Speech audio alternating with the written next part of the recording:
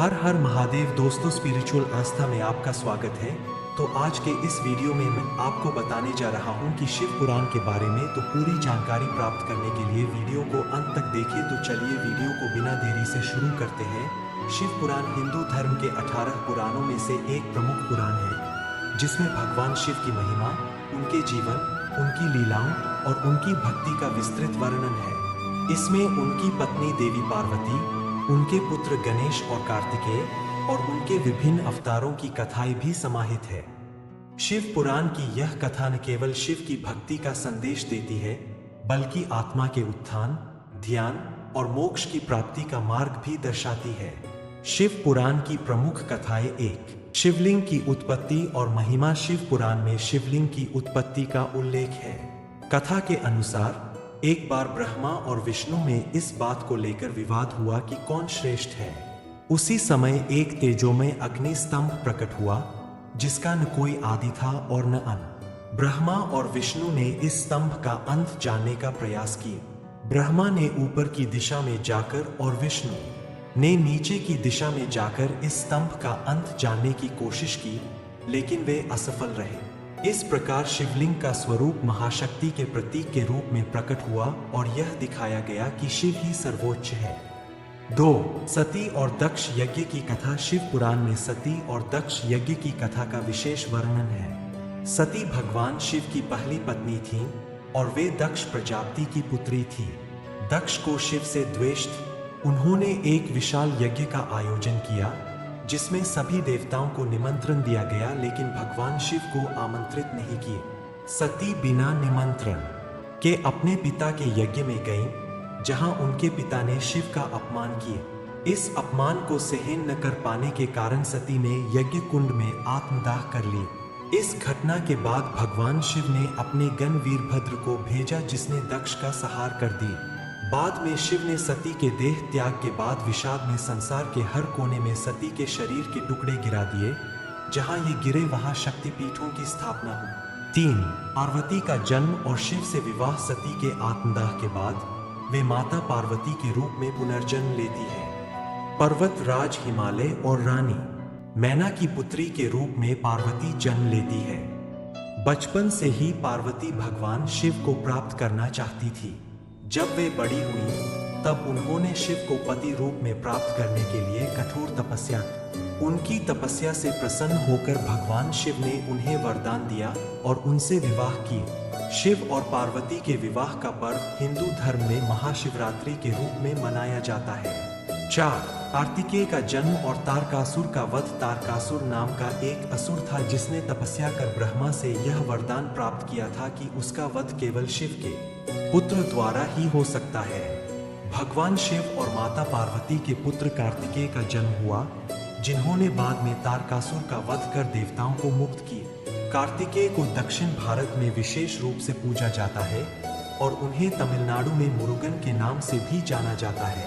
5. गणेश का जन्म और उनके सिर का बदलना। भगवान शिव और माता पार्वती के दूसरे पुत्र गणेश का जन्म एक विशेष रूप से रोचक कथा है। एक दिन माता पार्वती ने स्नान करते समय अपनी मैल से एक बालक को उत्पन्न किया और उसे अपना द्वारपाल नियुक्त कर दिया। उसी समय भगवान शिव वहां आए, परंतु गणेश ने उन्हें अंदर जाने से रोक दिया। इस पर क्रोधित होकर शिव ने उनका सिर काट दिया। बाद में पार्वती के आग्रह पर भगवान शिव ने गणेश के सिर को एक हाथी के सिर से बदल दिया और उन्हें आशीर्वाद दिया कि वे सभी देवताओं में प्रथम पूजनीय होंगे। 6.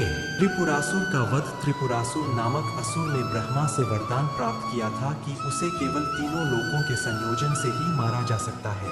उसने 3 उड़ने वाले किले बनाए थे और तीनों लोकों पर अत्याचार करना शुरू कर दिए। तब देवताओं ने भगवान शिव से सहायता मांगी। शिव जी ने पाशुपत अस्त्र का उपयोग करके त्रिपुरासुर का वध किया। इस घटना के बाद उन्हें त्रिपुरारी के नाम से भी जाना गया। 7. नीलकंठ का रूप। समुद्र मंथन के दौरान जब देवताओं और असुरों ने मंथन किया, तो उसमें से विष का भी प्रकट हुआ। यह विष इतना प्रचंड था कि इससे तीनों लोक जलने लगे। तब शिव ने उस विष को पी लिया, लेकिन उसे अपने कंठ में ही रोक लिया, जिससे उनका कंठ नीला हो गया और वे नीलकंठ कहला। इस घटना से उनकी करुणा और त्याग का प्रतीक रूप सामने आता है। 8 गंगा का अवतरण। राजा भागीरथ की कठिन तपस्या से प्रसन्न होकर गंगा धरती पर अवतरण के लिए तैयार हुई, लेकिन उनके प्रचंड प्रवाह से धरती पर संकट उत्पन्न हो सकता था। तब भगवान शिव ने अपनी जटाओं में गंगा को धारण कर लिया और धीरे धीरे धरती पर प्रवाहित की। शिव की जटाओं से होकर प्रवाहित होने के कारण गंगा को पतित पावनी माना जाता है। शिव पुराण की शिक्षाएं। शिव पुराण न केवल भगवान शिव के जीवन की घटनाओं को बताता है, बल्कि उसमें जीवन के कई गहरे अर्थ भी समाहित हैं। धैर्य और सहनशीलता। शिव पुराण में बताया गया है कि जीवन में आने वाली हर कठिनाई का सामना धैर्य से करना चाहिए। विषपान करने वाले नीलकंठ के रूप में शिव का यह संदेश है कि विषम परिस्थितियों में भी संतुलन बनाए रखना चाहिए। त्याग और सेवा। शिव का नीलकंठ स्वरूप उनके त्याग का प्रतीक है। वे विष पीकर भी संसार को बचाने के लिए तैयार थे। यह हमें सिखाता है कि दूसरों की भलाई के लिए बलिदान देना एक महान कार्य है। समर्पण और भक्ति का महत्व। शिव पुराण में भक्ति और समर्पण की महत्ता दिखाई गई है। शिव के भक्त अपने कठिन परिश्रम और तपस्या से उन्हें प्रसन्न करते हैं। सद्गुणों की प्राप्ति और स्वयं को पहचानना। शिव का ध्यान, योग और साधना का रूप आत्मा की शुद्धि और स्वयं को पहचानने के लिए आवश्यक है। प्रकृति से प्रेम। भगवान शिव का जीवन प्रकृति से जुड़ा हुआ है। उनका निवास कैलाश पर्वत है। उनके गले में सर्प और उनका वाहन नंदी बैल है। ये सब प्रकृति और उसके संतुलन का प्रतीक है। अहंकार का विनाश। शिव पुराण की कई कथाएं यह सिखाती है कि अहंकार हमेशा विनाश की ओर ले जाता है। ब्रह्मा और विष्णु का अहंकार समाप्त करने के लिए शिव ने अग्नि स्तंभ के रूप में प्रकट होकर यह सिखाया कि अहंकार से दूर रहना चाहिए। निष्कर्ष। शिव पुराण हिंदू धर्म में न केवल भगवान शिव के प्रति आस्था और भक्ति का प्रतीक है, बल्कि यह जीवन के महत्वपूर्ण पहलुओं को भी दर्शाता है।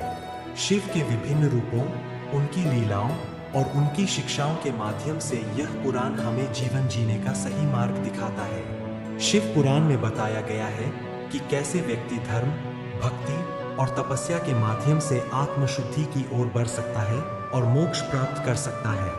दोस्तों, कैसी लगी जानकारी? वीडियो अच्छी लगी होगी तो वीडियो को लाइक करें और चैनल पर नए होंगे तो चैनल को सब्सक्राइब करें और वीडियो में अंत तक बने रहने के लिए धन्यवाद। मिलता है नए वीडियो में।